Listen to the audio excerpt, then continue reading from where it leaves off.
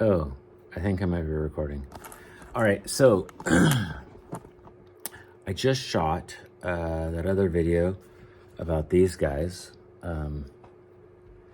And then I need to jump outside because I don't want to throw dust everywhere. I got a buffing wheel, and to be completely honest, it's late, and I just had dinner, and I'm not feeling like going outside, but I am still tearing apart my new toys, so I thought I should probably show you, because like I've been playing with these things, not these toys in particular, but in this game of electronics and hi-fi electronics for a long time.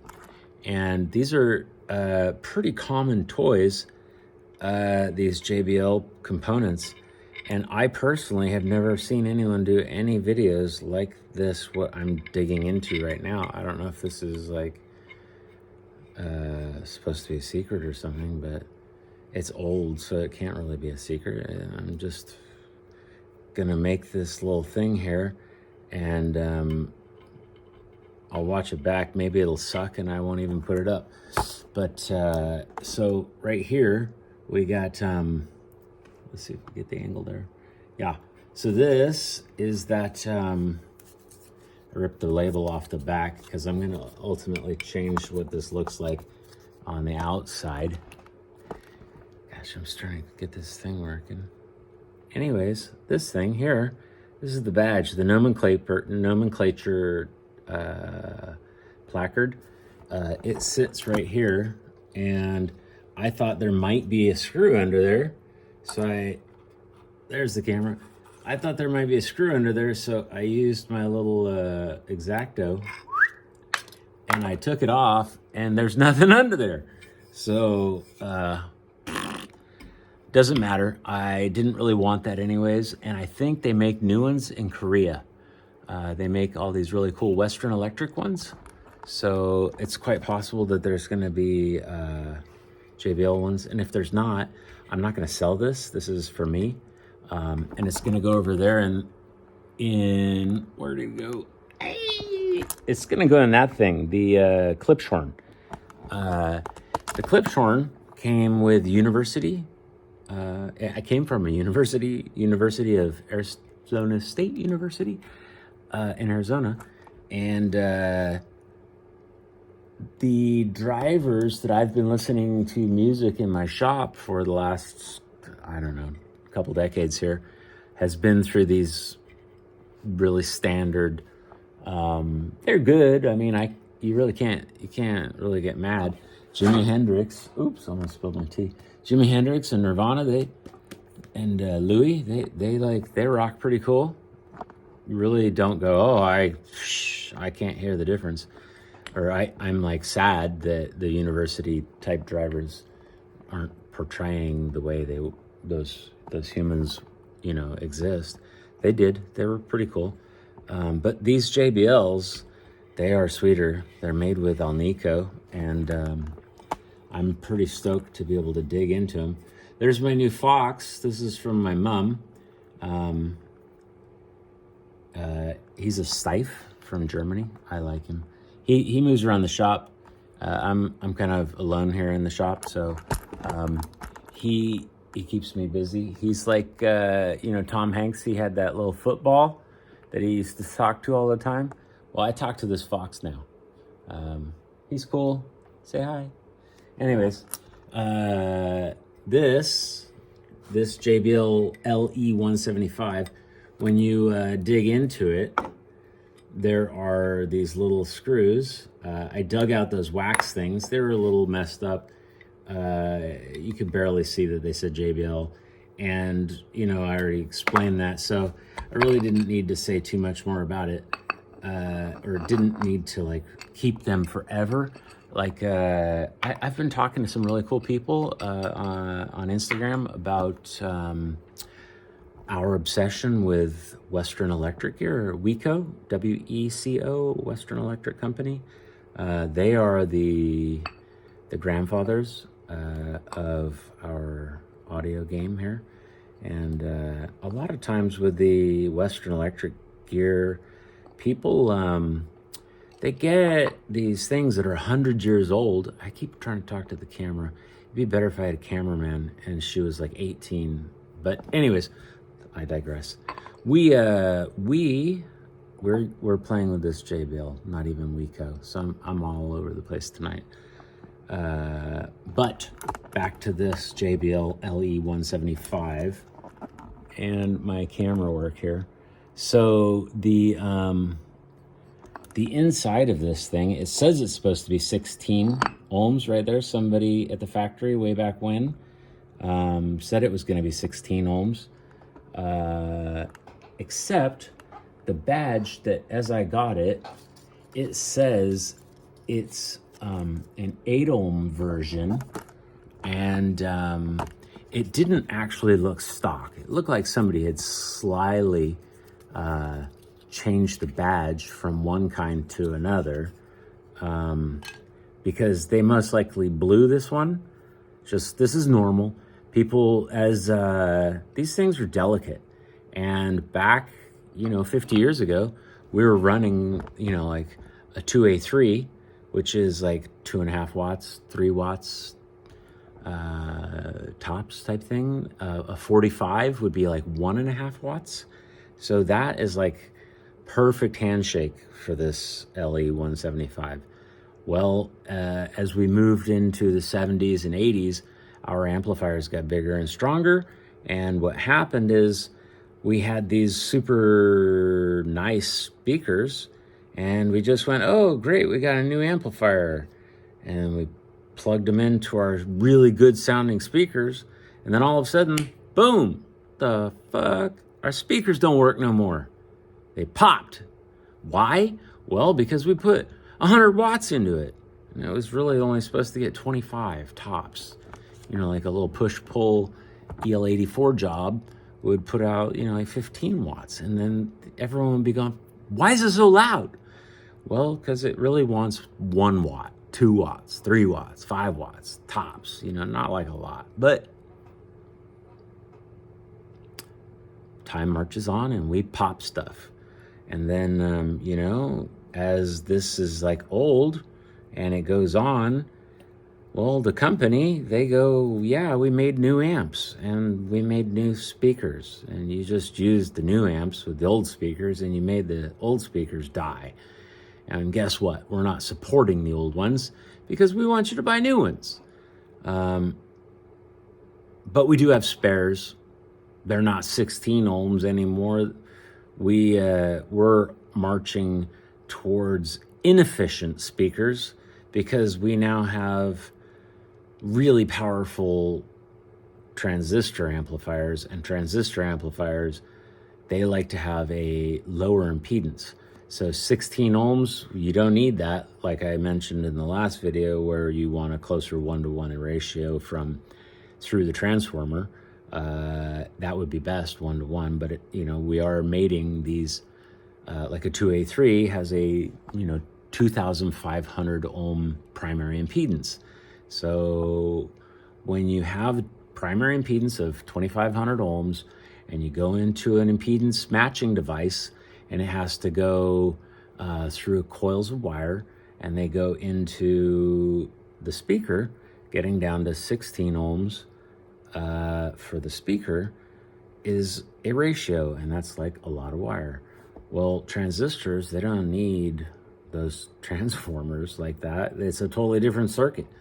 So we got rid of the output transformers, yay, less money, and a greater ability to mate a power source to a driver, and thus the driver doesn't need to be as efficient. It can be more crude, which means the tolerances of manufacturing can loosen, and we can provide drivers quicker to the masses because our process has just gotten easier. Like those speakers right there behind me, those are D130s. They would be friends with these ones here, these 075s and the 175s. They're all friends. And when we go into the 70s and 80s, Those speakers are now grandpa, and we don't need them. Maybe dad. Western Electric, that would be grandpa. So these ones are like your father. And then you're, you know, in the 80s, you're like, bang, man, we want it loud and powerful. And transistors were loud and powerful, and we needed different drivers. So I know I'm going a long ways here, but long story short, we had spares. And the spares and the brainwashing of 16 sucks, 8 is better, and then 4, and then 2, and now we're like around 2 to 1. Like, you know, we're down. The speakers in the world of efficiency, they don't need to be efficient. And I'm not going to go into all the power ratios and 3 dB for every 100 watts and all that jive. That's another video. Maybe I'll explain it later. For the people who are even watching this shirtless dude talk about efficiency and showing you the inside of a 175, you already know that crap, so I'm not going to waste everyone's time, mine included. I did want to show you, though, what's inside of a 175. There's some pretty rigid wire here. I'm going to change that out with silver because I like 999 fine silver. I personally have been building for about 20 years. As soon as I found out Audio Note in England and Japan and all the people that I was paying attention to in the early 90s, they were saying things like efficiency is #1, and copper and silver are 2 metals, and silver is a better conductor. Where's the microphone? The microphone doesn't matter, Jonathan. Pay attention to the camera. And I'm having a hard time seeing me and doing this. It's my 3rd video I'm releasing, so I'll get better. But long story short, silver wire. Silver is a better conductor than copper. The atoms inside of silver flow nicer than copper. It's supposed to be like 7%. And can you hear 7%? Yes, you can. You can hear it. And the people who aren't willing to find silver in the marketplace aren't willing to make their own wire, because typically when you buy silver, it doesn't come with this plastic crap on the outside. That's called an insulator, an insulation. And I use Teflon. So I get Teflon shrink tubing and silver that's made for the jewelry industry. And I take those 2 things, I put them together, and I make my own wire. And what I'm going to do inside of here, there's not really a lot of room to improve on the these ones here, the 075s.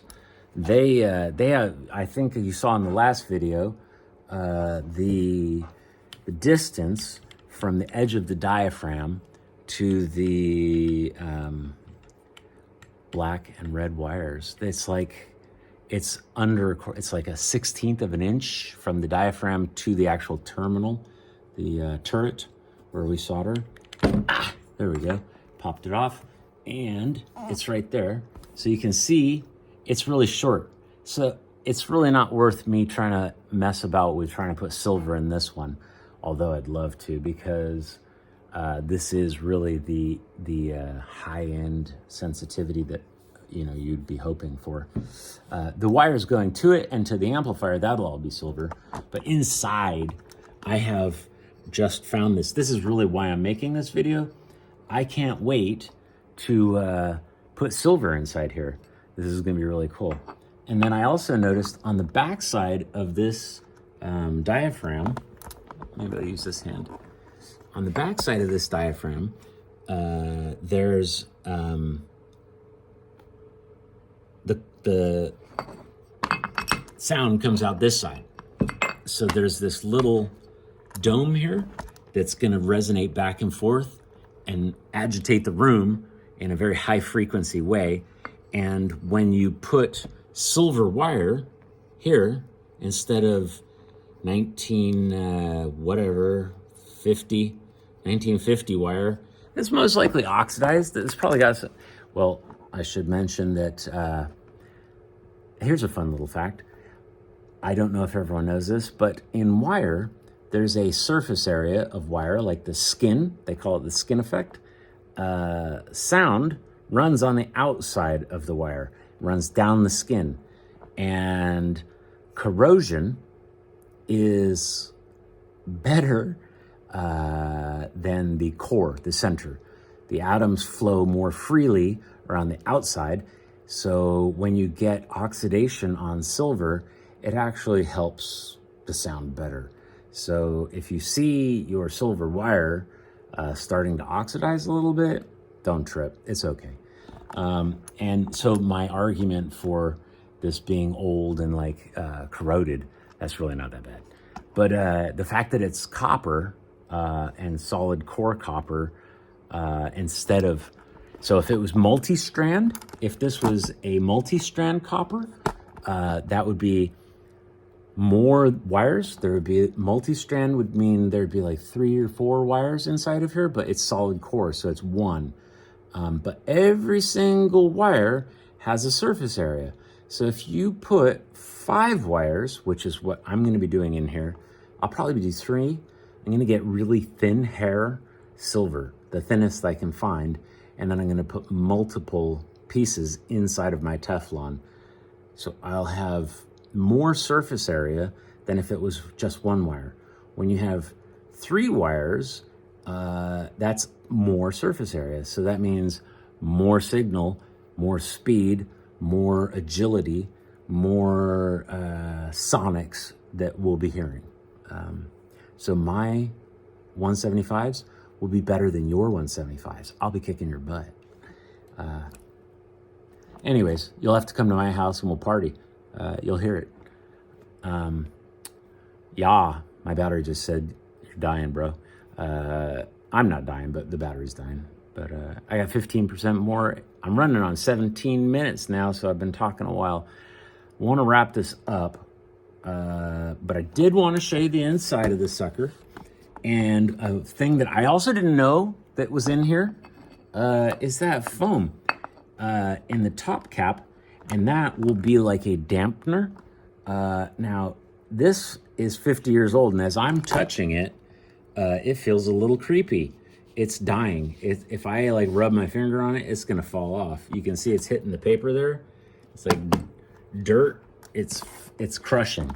So I won't be able to use that. And when I pulled it off, there was dirt right here on the. I'm trying to line it up. I'm not trying to flex my belly and show you how cool I am, although I am. But there was dirt on the back of the diaphragm. So that, to me, is a fail. I kind of knew, because as I was messing with it and cleaning it and polishing it, I was like, you know what? I bet this sucker has some kind of cap dampener going on inside of it. And I bet that shit's old. And I bet that stuff's fallen on the backside of the diaphragm. Now, if you got a cap with dirt falling on the back of your diaphragm and it's trying to go, I love you, and it's got like, I love you going on behind it, that's not gonna be that good. I need some tea. I'm drying out. Woo!